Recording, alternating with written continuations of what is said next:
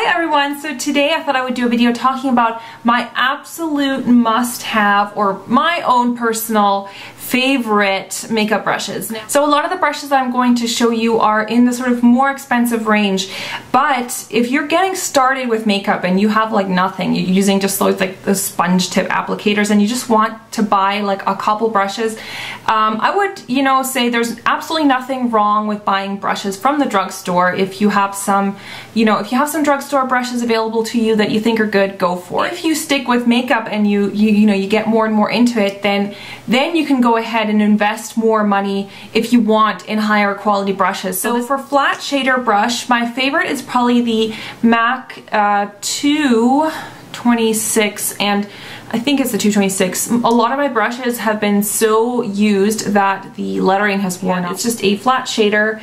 Mine's been used, so it's a white goat hair brush, and I like it. The handle is a perfect length and it just is great for packing on color. So that's probably my #1 brush. Then the next one that I use most frequently is the MAC 217. So again, the number is worn off. Another white goat hair brush that works so great for blending, and it also works great for, crease work. You could use this even like, sometimes I use this to apply cream color bases like creamy eyeshadow. Some people can even use these as a concealer brush. So really, really versatile brush, and I like that. I like the shape, and I like that it's kind of resilient on the top, like it's a little bit stiff, so that's perfect. Next brush that I use in almost every video is the Stila No. 5.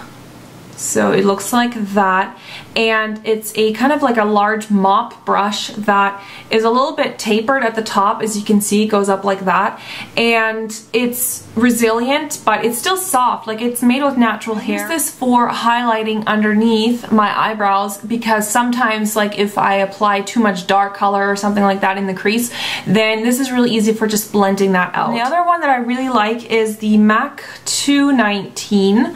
And this is a pencil brush, so it has a very pointed tip.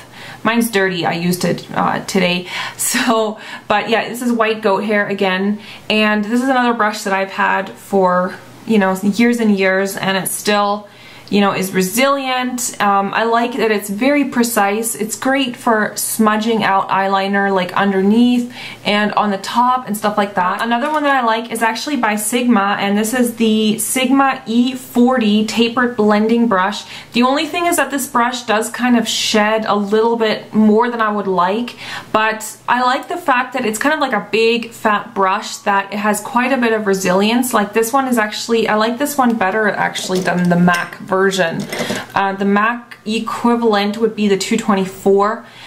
This is probably the only brush that I actually prefer from Sigma over the MAC one.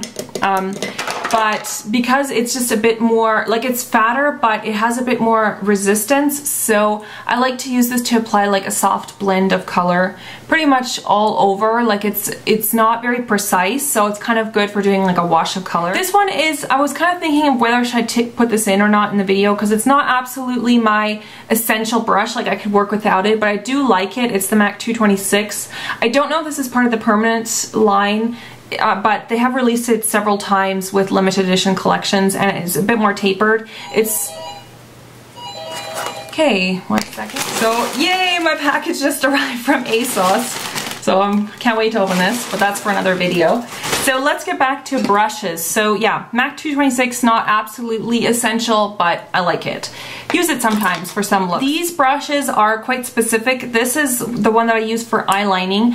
This is the Galleria No. 2 artist brush. So this is not a makeup brush. This is actually, I got it at an art supply store in Vancouver, and I like it because it is perfect for doing a cat wing liner with the MAC Fluid Line or any other gel eyeliner. For my eyebrows, this is the one I use all the time as well, and this is by Afterglow Cosmetics. So it is a angled brush that is very precise, like the tip, I don't know if you can see that, but the tip is like razor sharp. This is synthetic hair, and I like it because I apply my brow product, and then I just use the brush to kind of blend it out like really precisely, and I use, you know, some brow powder on top, and I just love this brush for it. It actually, the head came off, like I guess the glue wasn't very well, like wasn't a very good glue, so I just glued it back on because this brush is absolutely perfect. So for face brushes, my favorite foundation brush is the Sigma F80 Flat Top Synthetic Kabuki. So this is synthetic material, obviously, and it is very, very dense. The hair is very securely in place, like it doesn't shed. And I like to buff on my foundation. I use liquid foundation, although you could use this with like a mineral foundation or powder foundation as well because it's flat, so it works like a kabuki brush. And this just makes a very flawless looking finish, a very full finish, like not full coverage necessarily, but it just applies it very smoothly and evenly. For concealer, often I actually just use my fingers, so I don't always use a concealer brush. If I had to pick one, I would probably go with the Sigma Precision Tapered P86. This one is washed, so it is a little bit wet right now, but it is again the same synthetic material as that foundation brush I just showed you, but this one is kind of precise, so it's really good for getting into the corners and stuff like that, like right here and around your nose. My favorite multi-purpose face brush is this one by Hakuhodo, which is an awesome Japanese brush company, so I love this. It has a vermilion red handle, gold plated, perfect hair. Like the quality of these brushes is so awesome. I have a whole video just about talking about Hakuhodo brushes, so if you're interested in that, go check that one out because that'll tell you all about this company. So these are just artisan brushes, like they're all handmade in Japan and they're just wonderful. So this one is the S103 and it has a slightly tapered head, as you can see. It really keeps its shape when you wash it. Like when you wash it and you lay it out to dry, it dries like this. I like to use this for applying like a contour, or you can use this like for a precise blush placement. You know, for contouring it's great. You can go underneath your chin like that and stuff like that. I love this. My favorite blush brush is also by Hakuhodo, and this one isn't numbered, but it's from their Basics range. Again, really perfect head. It is slightly, like it's rounded, but it's kind of thin on the side. So anyway, really, really dense hair, and the hair quality is so nice. Like it's so soft, and like I just want to, you know, apply lots and lots of blush with this because it's just a great, great brush. And it's not too big, like it doesn't get the blush everywhere because it's kind of precise.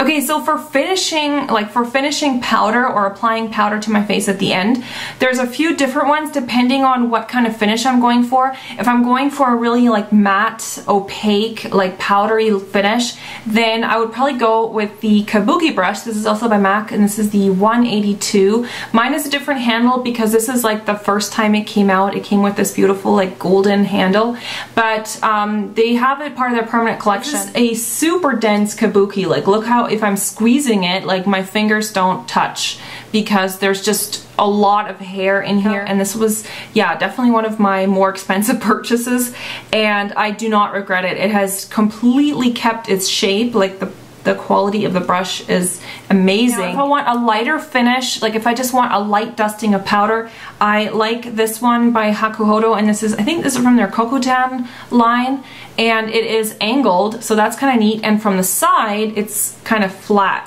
So it's kind of a unique brush. And it's good because it covers a large area when you do it this way. Like if I want to just put powder quickly like all over my forehead, you just go like that. But you can also use it more precisely, like going underneath your eye just by using the side of it. And another brush from Hakuhodo that I love for finishing powder is this one.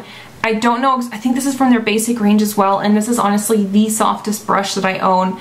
The hair is, I don't know exactly, it's not goat hair, and it's not like cheap hair. It's like a really, really high quality hair, and I don't know exactly what hair it is. Oh my god, it just, I wish you could feel this. It feels like feathers or something touching your face. Like I've never had any brushes. Like none of these other brushes that I've showed you are as soft as this. Because it's so soft, it applies the powder very lightly. So if you just want a very, very light dusting of finishing powder, like this is a really good one because it won't pack so much powder on. So that's it for the brushes, my favorite brushes. I know there was quite a few in there, but I just really love these brushes. So I will see you guys very soon. Bye-bye.